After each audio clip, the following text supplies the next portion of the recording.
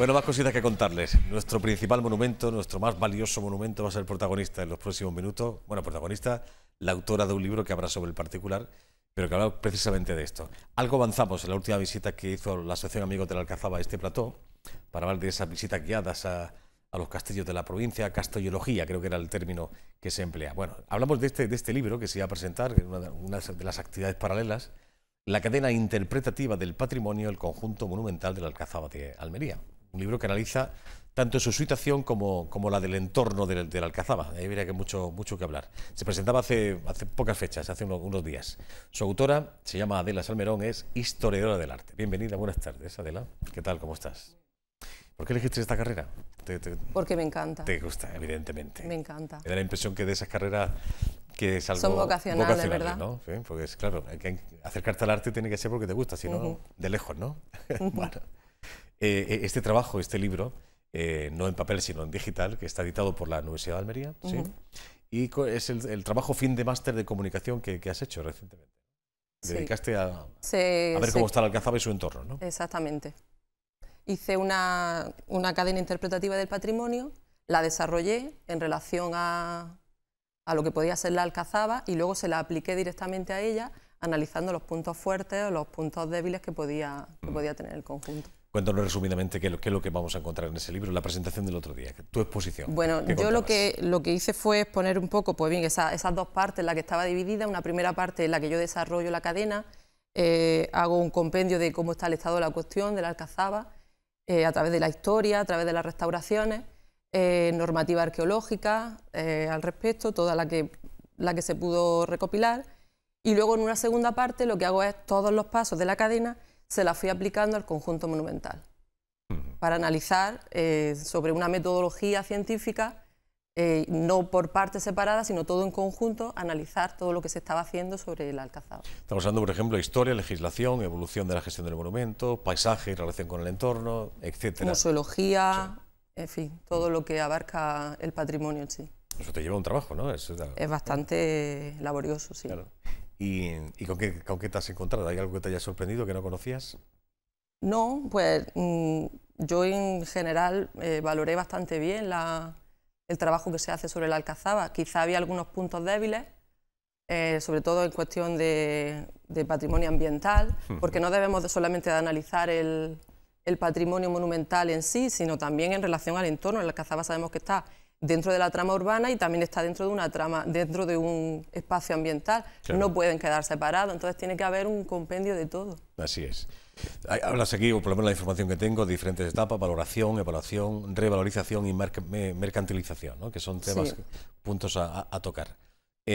Lo del entorno, en fin, eso tendría que ir de la mano, ¿no? De cualquier monumento. Sí. Ponemos un ejemplo, aunque las comparaciones son odiosas, como ustedes bien saben. Si nos fijamos, por ejemplo, en nuestra vecina Granada, aunque cuesta trabajo comparar, ¿no? Es el monumento más visitado de España, la Alhambra de Granada. Es bastante lejano. Pero si uno ve el entorno que rodea a ese monumento, pues se da cuenta de cómo se deberían, en teoría, hacer las cosas, ¿no? Sí, sí. Más o menos. Sí, Granada, la Alcazaba de Málaga, por ejemplo. Por ejemplo. En fin, hay un interés porque no esté en el estado en el que está, desgraciadamente, la nuestra. Sí. Hay algunas imágenes que tenemos por ahí, algo que utilizaste en tu exposición, en tu presentación, y vamos viendo. La portada la hemos visto antes, esa es la portada del libro que habíamos antes. Imagino, pues, concretamente estas imágenes, ¿por qué? Háblate un poco de... Esto es el Cerro San Cristóbal, entorno, la ¿no? muralla, exactamente. La muralla, hay restos de... pues no recuerdo exactamente en qué año hubo unas edificaciones espontáneas, chabolas, se retiraron, pero sigue habiendo en la muralla, si te das cuenta, sigue habiendo restos, el negro de haber prendido fuego. En fin, escombros, etcétera. Esto sí es precisamente por la entrada actual que tiene el monumento, la que tienen los visitantes. Es una muralla que está reconstruida, a veces con mayor o menor acierto, pero digamos que en el monumento sí hay un afán de conservarlo, la puerta de la entrada principal, la puerta de la Justicia. En fin, sí... Es un monumento chulísimo, ¿eh? Es una pasada. Esta es digamos, la entrada, es un punto de recepción que podría tener con una tienda habilitada, está muy interesante, donde se venden pues, objetos para niños, para adultos, publicaciones científicas, en fin, un poco para que abarque diferentes públicos. Claro. El primer recinto, una maravilla también. Maravilla. Te estábamos comentando, no sé si esto sigue siendo leyenda en Almería, de eso de que todavía hay vecinos de Almería que no han subido nunca a visitar ese monumento que estamos viendo en imágenes. Cuesta creer este tipo de cosas, ¿no? Por aparte un poco de la rumorología o las leyendas, pero no sé, quizá haya alguien que todavía... Pues no, pues animarlo, animarlo a que suba y que lo conozca. Es precioso. La vista que hay de la ciudad de Almería, de la bahía te lo iba de a decir ahora mismo, las vistas, asomarte un día claro de Almería, como tantos tenemos, y disfrutar del entorno, sí. Te estábamos comentando, Adela, que coincidías conmigo, que esa barrera psicológica que existe no sé, que forma parte del centro de la ciudad, de la capital almeriense, pero lo que se puede tardar de la Puerta de Purchena a la Alcazaba son 10-12 minutos andando aproximadamente. Sí. Sin embargo, hay alguna barrera como invisible que impide que el personal se acerque, ¿no? Sí, hay una barrera psicológica, como decíamos, que parece estar tan cerca, pero a la vez parece que está tan lejos. Entonces, yo creo que eso sería cuestión de que la trama urbana se desarrollara de alguna forma para que no creara esa barrera entre el ciudadano y el entorno de la Alcazaba. Sigue habiendo lugares en concreto escogidos por ti en la presentación del libro. Sí. Te detenías en cada una de estas fotografías y explicabas el porqué sí, del tema, ¿no? Exactamente, están relacionadas con... Las fui tomando yo en todo momento, en el que están incluidas en el libro y las íbamos durante la presentación, pues las fuimos viendo. ¿Cuál es tu rincón favorito? A mí me gusta... Del conjunto monumental. A mí me gusta mucho el primer recinto, el sonido de los canales del agua, la vegetación. A mí personalmente me atrae bastante. Llama mucho la atención al visitante, también a un servidor que alguna vez lo he comentado, el tercero, ese patio de armas, que es una cosa fantástica, ¿no? Pero bueno, porque te acerca un poco más a la literatura y un poco al cine, con aquellos cañones, patio de armas, ¿no? Un poco de cinematográfico el asunto. De hecho, alguna escena de película se ha rodado allí, pero tienes razón que la entrada al Alcazaba, ese primer recinto, está muy chulo, ¿verdad? Y algunas de las estancias habilitadas. Exactamente, estas son las casas que se han musealizado, que una de ellas recrea un espacio doméstico, también muy interesante, y juega con los dibujos, juega con objetos cotidianos que son reconstrucciones, pero que están ahí puestas. Y yo comentaba, por ejemplo, el otro día que eran muy interesantes, por ejemplo, para los niños, les llama mucho la atención. O sea, ver juguetes de determinada época o ver dónde vivían, dónde dormían, en fin, eso es muy interesante. Claro. Lo que está claro, volviendo al entorno, Adela, lo cuentas en esta publicación, que para darle valor a un monumento, en este caso la Alcazaba de Almería, el entorno es fundamental, tienen que ir de la mano. Es una de las conclusiones básicas a las que se puede llegar, ¿no? Sí, sí. ¿Y cómo está? ¿En qué punto estamos? Pues está bastante frenado. ¿Desde tu punto de vista? Hubo un proyecto, se pidió la participación de algunos arquitectos, etcétera, y sí hubo un proyecto, un fallo, un jurado en el que se eligió un proyecto muy interesante, pero eso está parado, lógicamente, si no a la vista está, no ha evolucionado, eso sigue siendo un aparcamiento lleno de basura, lleno de escombros y no hay ninguna relación con el monumento. Claro.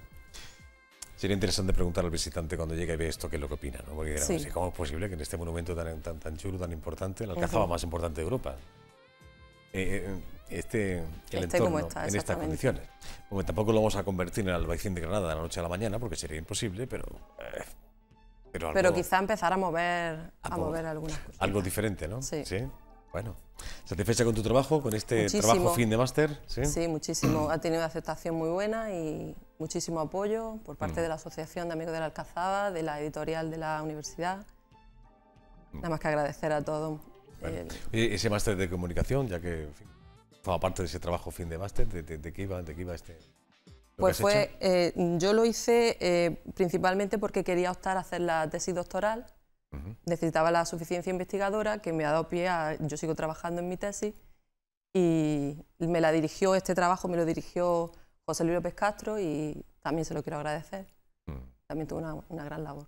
Ya que eres historiadora del arte, permíteme que te pregunte al margen de la Alcazaba, la valoración artística del patrimonio artístico de la capital, que también da la impresión a veces que es un tanto desconocido por los propios almerienses. Es un tanto desconocido. Conocemos algunas cositas. Sí, es un tanto desconocido y yo creo que, por ejemplo, mi labor o la de algunas personas también hace que se vea, que se aporte más. Seguimos trabajando, yo sigo trabajando para que precisamente eso, para que se difunda el patrimonio de Almería, que quizás es lo que dicen, no se conoce muchas veces lo que tenemos. Algo que tú pondrías en valor, al margen de este conjunto monumental de la Alcazaba, que es el más valioso, pero algún otro parte del patrimonio que tú personalmente le das valor, que te gusta mucho, por ejemplo. Pues mira, yo por ejemplo ahora estoy haciendo sobre la imagen de María, tanto pintura como escultura, y hay muchas piezas interesantes que estoy en ellas trabajando, y yo creo que cuando terminara y se diera a conocer, quizá haya bastantes cosas que se puedan aportar. La imagen de María te refieres a la Virgen María. La Virgen María, sí. Habrá muchas cosas interesantes que se puedan aportar y que si la gente las conoce, pues seguramente se van a valorar muchísimo más. Eso es un trabajo paralelo que estás haciendo, un trabajo dentro sí, sigo trabajando. Como historiador del arte que eres, ¿no?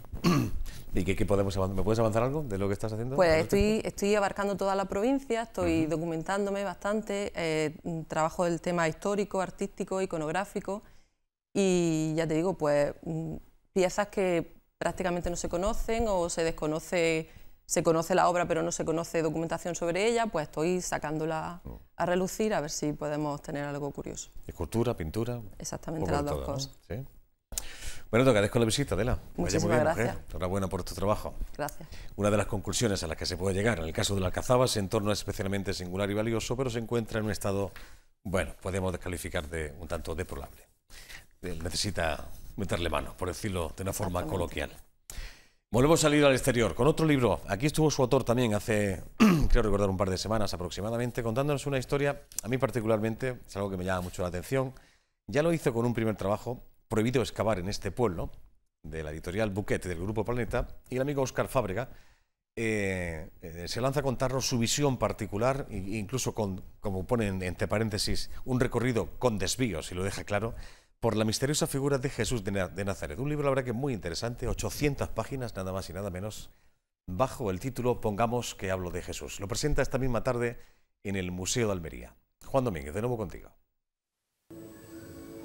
Así es, como bien decía Joaquín, hasta el Museo Arqueológico nos hemos venido, y el motivo que nos trae nosotros precisamente, como bien decías, que el amigo Óscar Fábrega va a presentar este libro, que con sumo gusto paso ya a mostrarte a ti y a todos los espectadores de nuestro programa. Aquí vemos Óscar Fábrega, Pongamos que hablo de Jesús, es el título de su segundo libro. Ahora hablaremos también del anterior. Óscar, muy buenas tardes. Buenas tardes. ¿Qué tal estamos, amigo? Muy bien, un poquito nervioso. Que nadie es profeta en su tierra, siempre cuesta. No me digas, oye. Bueno, tampoco mucho, lo justo. Bueno, estábamos hablando hace unos minutillos, mientras esperábamos a que nos diese paso el compañero Joaquín, que a título individual este es precisamente tu segundo libro, ¿no? Sí, el segundo libro para ahora. Hoy precisamente ha anunciado uno nuevo que saldrá en septiembre. Un pequeño librillo para una colección que hace una gente, una editorial de Barcelona. Pero este es mi segundo libro en solitario, aunque en medio, entre el primero, que es del 2013, y este, que es del 2017, pues han salido un par de proyectos también colectivos. El proyecto que hiciste uno muy interesante, claro, precisamente sí. Aquel que iba dedicado a los niños y cuya recaudación sí. iba destinada a una asociación, ¿no? Sí, ese se llama Todos los lectores de este libro son idiotas.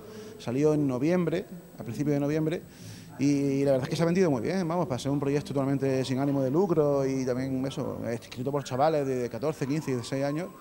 Y muy bien, vamos, ya te digo, ya se ha agotado la segunda edición y seguramente tenemos que sacar próximamente la tercera, porque se ha quedado ya sin Óscar, fondo. Esta mañana le decía, cuando el amigo Joaquín me daba las previsiones para esta tarde, se lo comentaba un amigo, digo, voy a hablar con Óscar Fábrega, y dice, por favor, pregúntale por qué eres tan amante de todo aquello que es misterioso, del misterio. Bueno, porque en eso consiste un poco, ¿no? La gracia. Yo soy historiador de estudio y casi de profesión. Eres licenciado en Humanidades. Claro, y me especialicé en Historia, y la Historia es eso, la Historia es misterio, ¿no? Porque por mucho que creamos que sabemos cómo ha sido la historia, realmente está llena de misterios.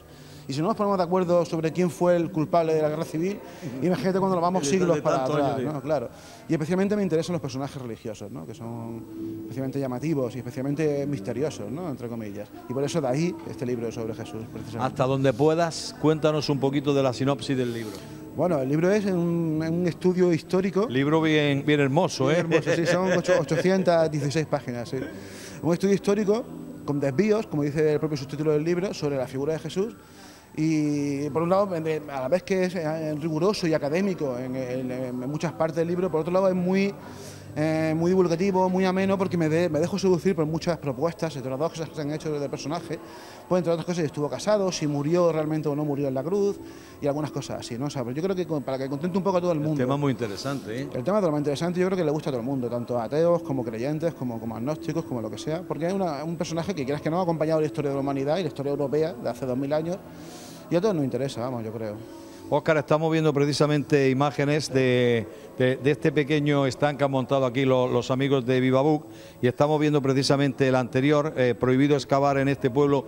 Entiendo que no hay ningún tipo de conexión entre este y el anterior, Sí o hay algo. Sí hay cierta conexión. De hecho, yo llegué a la historia de prohibido excavar en este pueblo cuando ya estaba trabajando en Pongamos que hablo de Jesús.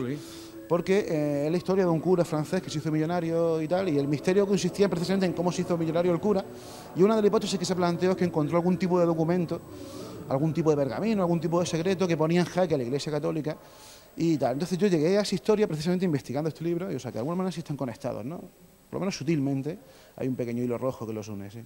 Para terminar, convénceme a mí, por favor, y a los espectadores, para que tengamos que comprar el libro. Bueno, a ver, pues yo creo sobre todo porque es muy completo, porque pueden comprar, hay muchos libros que son académicos sobre Jesús, por ejemplo, los de Maestro Antonio Piñero, que es el gran referente español sobre el personaje. Hay muchos libros que son de la órbita del misterio, del sensacionalismo, que son muy llamativos, pero en el libro este yo creo que están ambas cosas, ¿no? Ambas vertientes, de una perspectiva siempre crítica y escéptica, pero convergen en ambos mundos, ¿no? Entonces yo creo que tanto el que lo quiera leer como de tirón, ¿no? Como una obra completa, como el que lo quiera usar como material de referencia, como como una especie de mini biblioteca sobre Jesús, le va a venir muy bien, ¿no? Porque yo creo que eso, y sobre todo le va a sorprender muchas de las cosas que todos queremos saber sobre Jesús, no son realmente como pensamos que son, ¿no? Cuando escribí un libro de 800 páginas, ¿no os da miedo de decir cuando vaya el lector o la lectora por la página 300 que se me canse y lo deje? Claro, además eso es muy importante, por las 50. A mí me da miedo que vayan por la página 50 y lo dejen, ¿no? Sí, el caso es que el libro podría haber sido mucho más. Yo quité como 4 o 5 capítulos. Y de hecho ese libro que te comentaba que saldrá en octubre es precisamente uno de los capítulos ampliados del libro, que es un libro sobre las reliquias de Jesús. Entre otras cosas hablo de las reliquias de la Santa Cruz que hay aquí en Canjallar y esto, ¿no? Y ya te digo, o sea, que le podrían haber sido perfectamente en 1000 y pico páginas sin problema, ¿no? O sea, Avísanos en noviembre cuando lo saques para que, al igual que en el día de hoy, podamos echar unos minutillos contigo. Será un placer, claro que sí. Muchas gracias. Que vaya bien, amigo Óscar. Muchas gracias. Joaquín, un conocido de la casa, ya ha estado en plató, hemos tenido oportunidad de hablar con él en algunas ocasiones. Óscar Fábrega va a presentar este libro esta tarde, Museo Arqueológico Pongamos que hablo de Jesús. Gran escritor, amigo Óscar Fábrega, ya lo creo, por lo menos es mi opinión particular. Última pausa, a la vuelta hablamos de programación cultural, la de Cubre Producciones, la del Teatro Cervantes, que ha sido presentada esta mañana. La verdad es que hay un poco de todo y muy atractiva, se lo contamos enseguida. Hasta ahora mismo.